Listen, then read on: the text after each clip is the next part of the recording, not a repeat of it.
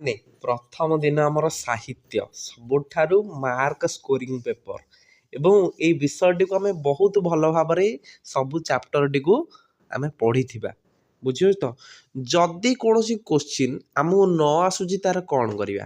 ତାହେଲେ ପିଲାମାନେ ପ୍ରଥମେ ତ ଆମେ ସର୍ଟ କୋଶ୍ଚିନ୍ ଯିବା। ଏକରେ ଯିବା ଆମର ସର୍ଟ କୋଶ୍ଚିନ୍। ପିଲାମାନେ ସର୍ଟ କୋଶ୍ଚିନ୍ରେ କ'ଣ କରିବା?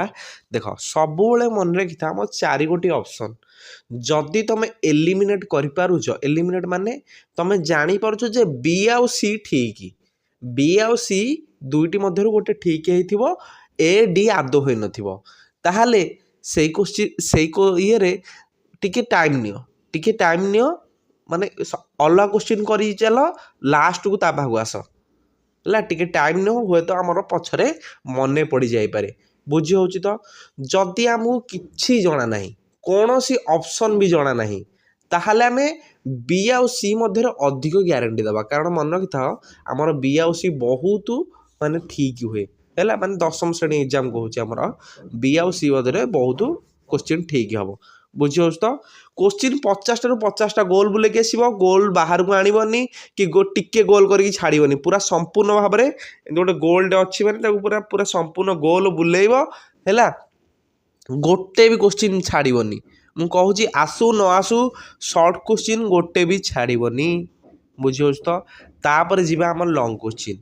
ପିଲାମାନେ ଲଙ୍ଗ୍ କୋଶ୍ଚିନ୍ ଯଦି ଗୋଟେ କୋଶ୍ଚିନ୍ର ଆନ୍ସର୍ ଆମକୁ ଜଣା ନାହିଁ, ଭାବ ସେଇଟା କେଉଁ ଟପିକ୍ରୁ ଆସିଛି, କେଉଁ ଚାପ୍ଟରରୁ ଆସିଛି, ସେଇ ଚାପ୍ଟରକୁ ରିଲେଟେଡ୍ କରିକି ଯାହା ବି ଅଛି 5 ମାର୍କିଆ ପଡ଼ିଛି, ତାକୁ ଯେତିକି ଆସିଛି ତୁମକୁ ଲେଖିଦିଅ, ତୁମକୁ 2 ମାର୍କ ମିଳିଯିବ। ମୁଁ କହୁଛି ବା 5 ମାର୍କିଆ କୋଶ୍ଚିନ୍ଟା ହେଲା, ସେ ଚାପ୍ଟରରୁ ଯାହା ବି ଅଛି। ହଁ, କାଲି ସାହିତ୍ୟ ପାଇଁ କ'ଣ କହୁଛି, କବି ପରିଚୟ ପିଲାମାନେ ଇମ୍ପୋର୍ଟାଣ୍ଟ। କବି ପରିଚୟ ଟିକେ ଭଲରେ ଲେଖିବ, କାରଣ ଯିଏ ଖାତା ପଢ଼ିବ ସେ ତମ ଖାତା ଏକୁଟିଆ ଦେଖୁନି, ସେ ଆହୁରି କେତେ ଖାତା ପଢ଼ିଛି ହେଲା। 3 ଲକ୍ଷ 4 ଲକ୍ଷ ପିଲା ପରୀକ୍ଷା ଦେଉଛନ୍ତି, 4 ଲକ୍ଷ ଖାତା କିଛିଟା ଟିଚର ଦେଖିବେ।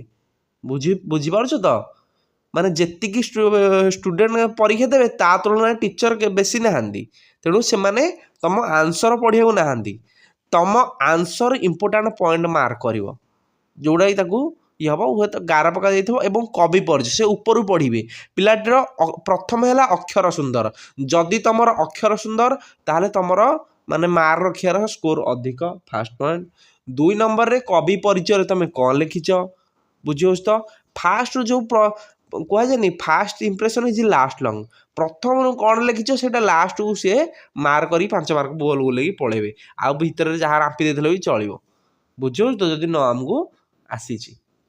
ଏବଂ ରଚନା ଦରଖାସ୍ତ ଉପରୁ ଦେଖାଯିବ ହେଲା, ତେଣୁ ତାକୁ ବି ଭଲ ମାର୍କ ରଖିବ ହେଲା। ଯାହା ବି ଯେଉଁ ସେଇ ଟପିକ୍ରୁ ଯାହା ବି ଆସିଛି ତାହା ଲେଖିଦିଅ, ଯଦି ଆମକୁ ଜଣା ନାହିଁ। ବୁଝିହେଉଛି ତ? ସର୍ଟ କୋଶ୍ଚିନ୍ ପାଇଁ କ'ଣ କରିବା, ଲଙ୍ଗ୍ କୋଶ୍ଚିନ୍ ପାଇଁ କ'ଣ କରିବା, ଜାଣି ହେଲା କି ଜାଣି ହେଲାନି ହେଲା। ଏବଂ ପରୀକ୍ଷାରେ ଆଗୁଆ କହିଦେଉଛି, କପି ହବି ନେଇକି ଯିବନି, ଏକ୍ସପେଲ୍ ହେଇଯିବ, ଆଉ ସେଠୁ ପଛରେ ଆସିକି କହିବନି। କେହି କିଛି କରିପାରିବେନି, ଥରେ ଏକ୍ସପେଲ୍ ହେଇଗଲା ମାନେ ପୁଣି ଥରେ ଗୋଟେ ବର୍ଷ ଅପେକ୍ଷା କରିବ। ବୁଝିହେଉଛି ତ? ତେଣୁ ଯାହା ବି ଆସିଛି ତାହା ପରୀକ୍ଷାରେ ଲେଖ, ଭଲ ମାର୍କ ରଖିବ, ମୁଣ୍ଡରୁ ଟେନସନ୍ ଦୂରେଇ ଦେବ ହେଲା। ପୁରା ଶାନ୍ତ ଭାବରେ ଏକ୍ଜାମ୍ ହଲ୍କୁ କିଛିଟା ଟାଇମ୍ ପୂର୍ବରୁ ଯେତେବେଳେ ଗେଟ୍ ଏଣ୍ଟ୍ରି ହେଉଛି, ନିଜ ରୋଲ୍ ନମ୍ବର ଖୋଜିକି ଯାଇକି ବସିକି ଶାନ୍ତ ଭାବରେ ବସିକି କେମିତି ଏକ୍ଜାମ୍ ଦେବ, କେମିତି ଲେଖିବ, ମନକୁ ସ୍ଥିର କର। ନା କି ମୋ ପାଖରେ କିଏ ପଢ଼ିଛି ତା ସହିତ ଗପିବି, ମୋ ପାଖରେ ଇଏ ପଢ଼ିଛି ଗପିବି, ଅଲଗା ସ୍କୁଲର ପିଲାଟେ ପଢ଼ିଛି ଗପିବି, ନାଇଁ। ତମେ ଏଠି ଏକ୍ଜାମ୍ ଦେଇ ଯାଇଛ, ଏଇ 6 ଦିନ ହିଁ ତମ ମାର୍କ ଡିସାଇଡ୍ କରିବ। ତମ ସାଙ୍ଗ ଏଠି କିଏ ପଢ଼ିଛି, ଏଇ 6 ଦିନ ପରେ ଆଉ ଜଣା ପଡ଼ିବନି, ତାକୁ ତମେ ଚିହ୍ନି ପାରିବନି। ବୁଝିହେଉଛି ତ? ଏଇ 6 ଦିନ ମାର୍କ ଡିସାଇଡ୍ କରିବେ। 6 ଦିନ ମନକୁ ଶାନ୍ତ କରିକି ପାଠ ପଢ଼ିକି ଧ୍ୟାନ ଦେଇକି ପାଠ ପଢ଼।